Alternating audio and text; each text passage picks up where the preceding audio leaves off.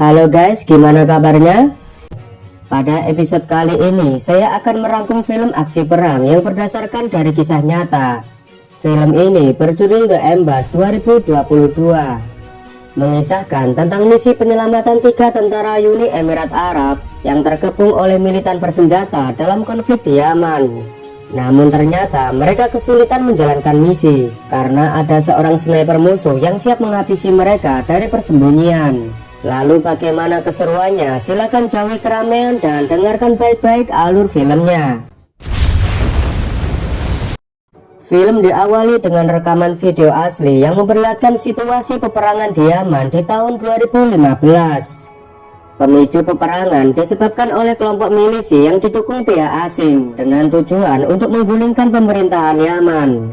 Kelompok milisi berhasil menguasai beberapa kota penting, termasuk ibu kota San'a di utara dan Aden di selatan. Akibat pemberontakan ini, warga sipil tak berdosa pun menjadi korban. Pemerintah Yaman yang sudah tak mampu mengatasi masalah ini, akhirnya meminta bantuan kepada sekutunya dan koalisi internasional. Dewan Keamanan PBB meminta Uni Emirat Arab mengerahkan militernya untuk mengembalikan stabilitas negara Yaman. Scene beralih di pangkalan militer Uni Emirat Arab di kota Mocha, Yaman Selatan. Di sana kita perkenalan dengan Sersan Al-Hindasi, Sersan Bilal, Sersan Ali, dan Sersan Falasi. Mereka semua nampak sangat bersemangat karena sebentar lagi masa penugasan mereka akan segera berakhir. Mereka dijadwalkan pulang pada minggu depan dan bisa berkumpul lagi bersama keluarga tercinta. Di tempat lain, kita berkenalan dengan 2 tim medis yang bernama Sayari dan juga Balusi. Seusai latihan, Sersan Ali sedang membuat patung kuda dari kayu untuk putrinya sebagai hadiah ulang tahun tepat di hari kepulangannya nanti. Esok harinya, mereka bersiap-siap untuk melaksanakan patroli rutin. Pasukan 01 dan 02 akan berpatroli ke area pemukiman untuk memastikan keamanan di sana dan membagikan makanan kepada warga sipil. Ternyata hari ini adalah patroli terakhir bagi Bilal, Ali, dan Hindasi sebelum mereka kembali pulang minggu depan. 2 kendaraan patroli pun berangkat meninggalkan pangkalan. Adegan selanjutnya kita perkenalan dengan komandan dari tim cepat tanggap yang bernama Kolonel Masrui. Saat itu ia sedang ngopi bersama Kapten Said. Diketahui Kolonel Masrui minggu depan akan mengikuti ujian kenaikan pangkat. Oleh karena itu, dia meminta Kapten Said untuk menggantikan posisinya. Adegan kembali ke pasukan patroli. Setelah jauh berjalan, mereka bertemu dengan pasukan Yaman yang juga tengah berpatroli. Namun satu kendaraan pasukan Yaman mengalami masalah dan butuh perbaikan. Assalamualaikum. Waalaikumsalam. Bilal kemudian menghampiri mereka dan diberitahu jika di depan sana sepertinya ada aktivitas yang mencurigakan. Bilal yang menerima laporan itu mengajak Hindasi dan Ali untuk memeriksanya. Sementara kendaraan 02 diminta untuk membantu memperbaiki kendaraan pasukan Yaman yang mengalami kerusakan.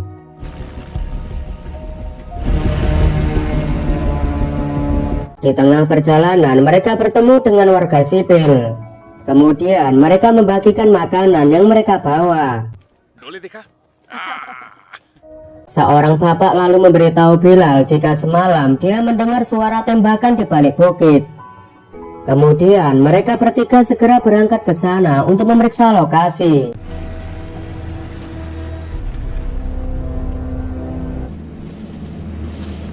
Lalu Bilal menerima panggilan masuk dari pasukan 02 yang memberitahu jika mereka telah selesai memperbaiki kendaraan pasukan Yaman dan sebentar lagi mereka akan segera menyusul. Namun di tengah jalan ada seorang menghadang laju kendaraan mereka dan tiba-tiba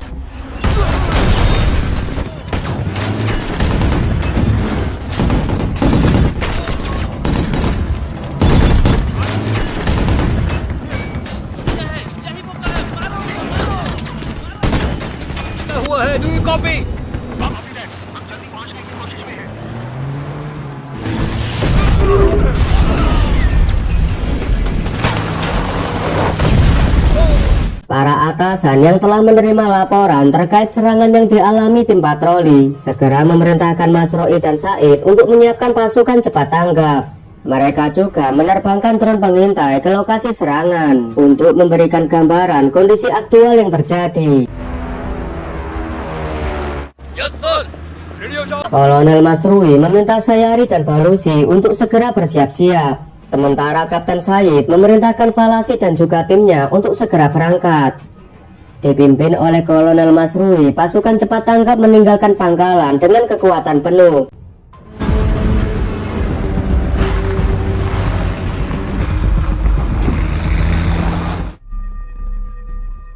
Sin beralih ke medan pertempuran. Saat ini kendaraan mereka terjebak dan senjata mesin juga telah rusak parah. Karena tak ada opsi lain, mereka menyiapkan amunisi senjata untuk berjaga-jaga. Bilal kemudian mencoba menghubungi patroli kedua. Namun sayangnya alat komunikasi itu sudah rusak. Dia lalu mencoba menghubungi markas via telepon seluler. Tapi sialnya di wilayah tersebut tak ada sinyal sama sekali. Situasi semakin diperparah saat pasukan musuh mulai mendekat. Pasukan musuh lalu menyerang patroli 02 dengan menghujani peluru dan tembakan RPG.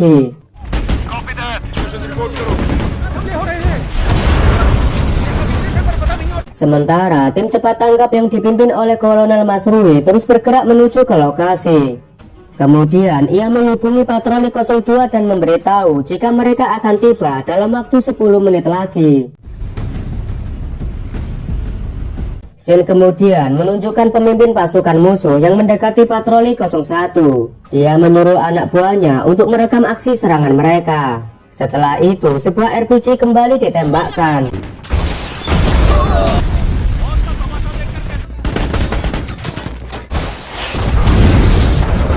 Akibat serangan RPG membuat Hindasi yang berada di belakang mengalami luka yang cukup parah.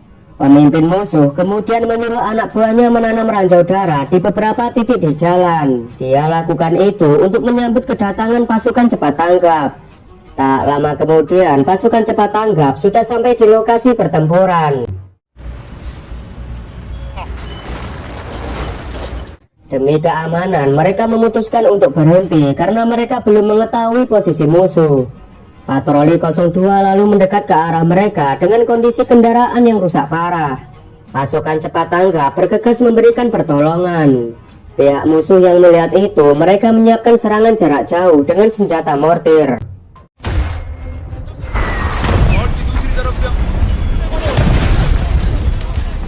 Kolonel Masrui kemudian meminta pasukannya segera mundur menghindari serangan musuh. Setelah di luar jangkauan serangan mortir, Kolonel Masrui kemudian menghubungi markas pusat. Dia meminta mengerahkan drone untuk mendeteksi posisi musuh. Seorang atasan yang berada di markas memberi otoritas penuh kepada Masrui untuk mengambil keputusan di lapangan. Dia memerintahkan Masrui agar menyelamatkan semua pasukannya dan bisa membawa kembali pulang dengan selamat. Setelah menerima mandat dari atasan, dia memberi semangat dan motivasi kepada seluruh rekan-rekannya. Dia menyuarakan agar jangan pernah meremehkan kekuatan musuh yang telah menguasai medan pertempuran dan menyiapkan penyergapan dengan baik. Namun dengan kekuatan kebersamaan kita mampu mengalahkan musuh agar kita bisa membawa saudara-saudara pulang dengan selamat. Setelah dirasa aman, Masrui meminta rekannya untuk bergerak ke lokasi pasukan penyergapan.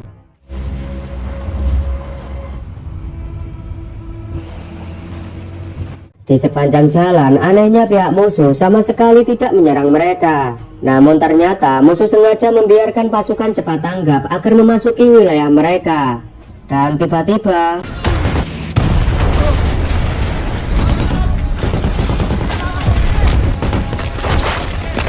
rupanya Masrui sengaja memasuki perangkap musuh untuk mengetahui di mana lokasi musuh menembakkan mortir.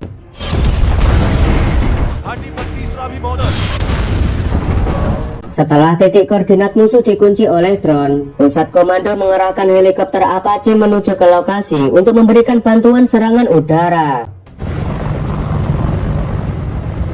pihak musuh yang gagal menghancurkan kendaraan Mas Roy, pemimpin musuh menyuruh anak buahnya kembali menyerang patroli 01 dengan tembakan RPG. Akibat serangan barusan, Bilal terluka di kakinya. Musuh kemudian menyuruh Bilal dan timnya supaya keluar dan menyerahkan diri. Mereka mengatakan jika kalian menyerahkan diri maka kalian akan dibiarkan hidup. Namun mereka bertekad tidak mau menyerah begitu saja. Mereka pun masih bertahan di dalam mobil. Pihak musuh yang sudah kehilangan kesabaran kemudian membakar mobil untuk memaksa mereka keluar. Bilal mencoba memberikan perlawanan dengan menembaki musuh. Tanpa ia sadari, ternyata ada sniper musuh tengah mengincar kepalanya. Beruntungnya peluru sniper belum mampu menembus helm pelindung. Kini mereka hanya bisa bertahan menunggu bala bantuan datang. Adegan kembali ke pasukan cepat tanggap. Kapten Said meminta izin kepada Mas Roy agar dia dan pasukannya bergerak maju lebih dulu. Mas Roy pun mengizinkan Kapten Said bergerak lebih dulu, sembari menunggu heli Apache datang.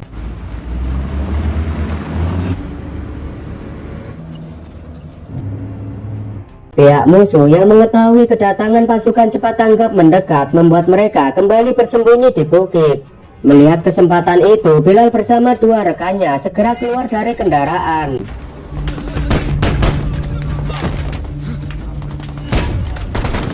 Gumpalan asap menjadi keuntungan buat mereka agar bisa menghindari serangan sniper musuh. Ali yang melihat tempat yang aman buat berlindung, ia kemudian mengajak Hindasi dan Bilal untuk berpindah ke sana. Namun Bilal dan Hindasi tidak bisa bergerak jauh karena mereka berdua sedang terluka di bagian kaki. Ali memutuskan untuk bergerak maju lebih dulu. Ia meminta Bilal untuk melindunginya dari serangan musuh.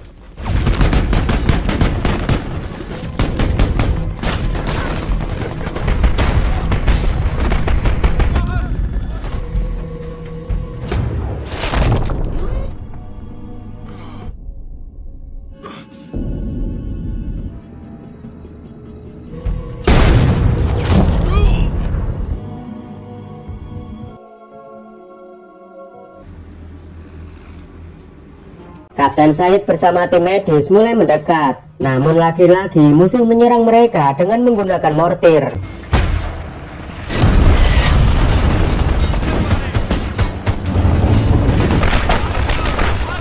Setelah berhasil menghindari serangan musuh, Kapten Said meminta Sayari dan Balusi untuk maju lebih dulu.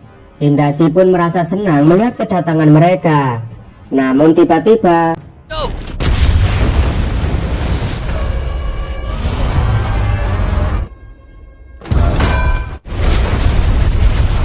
dua kendaraan penolong itu pun mengalami kerusakan parah akibat terkena ranjau musuh. Said kemudian melaporkan hal ini ke Mas Roy. Tak berselang lama, terlihat musuh mendekat dan menyerang mereka.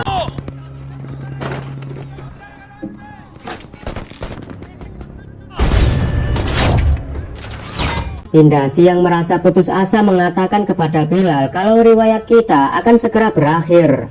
Lalu Bilal mencoba memberinya semangat dan mengatakan kita akan baik-baik saja dan kembali pulang dengan selamat. Ternyata firasatnya memang benar. Nampak dari kejauhan helikopter Apache sudah tiba di lokasi. Mas Roy kemudian meminta pilot heli untuk segera melumpuhkan semua mortir musuh. Tanpa buang waktu, helikopter Apache melancarkan serangan brutal.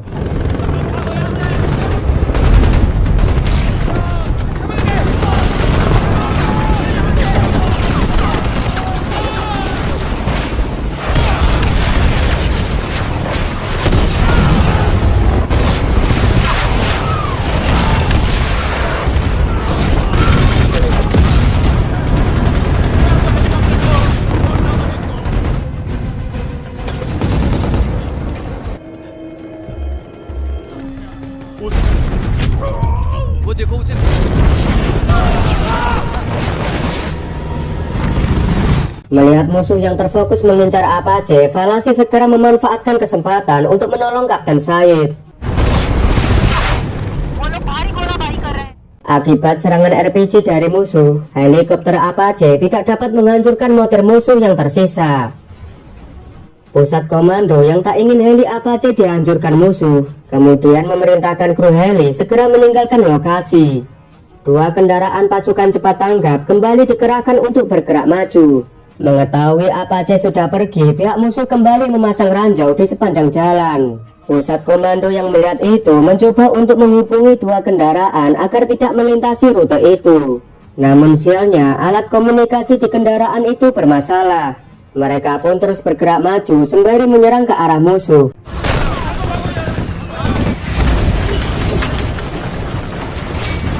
Sayari dan Balozi yang melihat dua kendaraan pasukannya mendekat, dia sangat berharap agar mereka segera diselamatkan. Dua kendaraan itu pun juga rusak parah. Sementara musuh terus menghujani mereka dengan peluru dan RPG. Mas Roy kemudian memiliki rencana. Dia mengatakan kalau kendaraan yang rusak di sepanjang jalan bisa digunakan sebagai tameng pelindung untuk mendekat. Dia lalu memberitahu rencananya kepada komando pusat. Atasannya kemudian memperingatkan Mas Roy. Jika Mas Roy bergerak maju ke medan pertempuran, maka dia akan menjadi sasaran utama. Karena musuh pasti akan mengincar komandan pasukan. Namun Mas Roy berusaha meyakinkan atasannya. Dia mengatakan semua tentara harus segera diselamatkan apapun yang terjadi. Sang atasan lalu mengerahkan F-16 ke lokasi pertempuran. Kolonel Mas Roy memimpin pasukan cepat tanggap yang tersisa bergerak maju sembari melepaskan tembakan, sehingga pertempuran sengit tak bisa dihindari.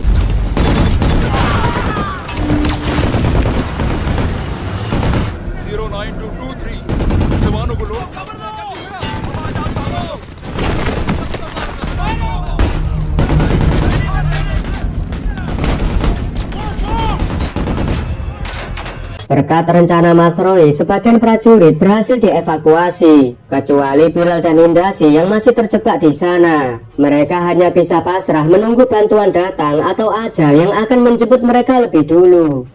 Di balik kepulan asap, mereka melihat tubuh Ali yang sudah tidak bergerak sama sekali. Sementara musuh terus menyerang dan berhasil melumpuhkan senjata mesin dengan tembakan RPG. Pusat komando kemudian memberitahu Mas Roy, jika F-16 sudah dikerahkan dari pangkalan dan akan tiba di lokasi dalam waktu 7 menit lagi. Maka dari itu ia diminta segera mengevakuasi semua pasukan dan pergi meninggalkan medan pertempuran. Mendengar informasi itu, Mas Roy meminta kendaraan yang sudah mengevakuasi tentara untuk segera mundur. Namun sialnya satu kendaraan terkena ranjau musuh. Kapten Sayid kemudian memberitahu timnya untuk menolong Bilal dan Indasi, serta beberapa prajurit yang masih terjebak dalam kendaraan. Sementara dirinya akan pergi melumpuhkan sniper musuh. Sayid lalu memberi kode ke Mas Roy untuk melepaskan tembakan asap sebagai perlindungan.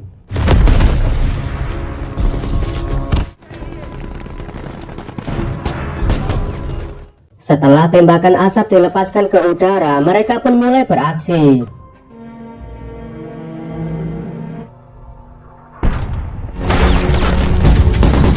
अपने जवानों को लेने के लिए रेडी रहना।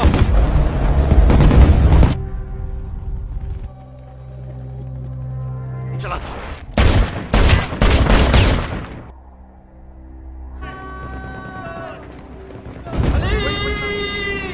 Falasi akhirnya menemukan Ali dalam kondisi sudah tak bernyawa. Kemudian Falasi menggendong jasad Ali menuju ke kendaraan. Sementara itu pertempuran masih terus berlanjut. Falasi yang menggendong Ali akhirnya berhasil mencapai kendaraan Mas Roy. Bilal yang melihat Ali sudah tak bernyawa nampak begitu sedih atas kepergian sahabatnya. Kapten Sayid dan semua pasukan berhasil masuk di kendaraan. Mereka pun bergegas meninggalkan medan pertempuran. Akhirnya pesawat F-16 yang dinanti telah tiba di lokasi. Mas Roy memerintahkan pilot pesawat untuk menjatuhkan semua bom yang mereka bawa.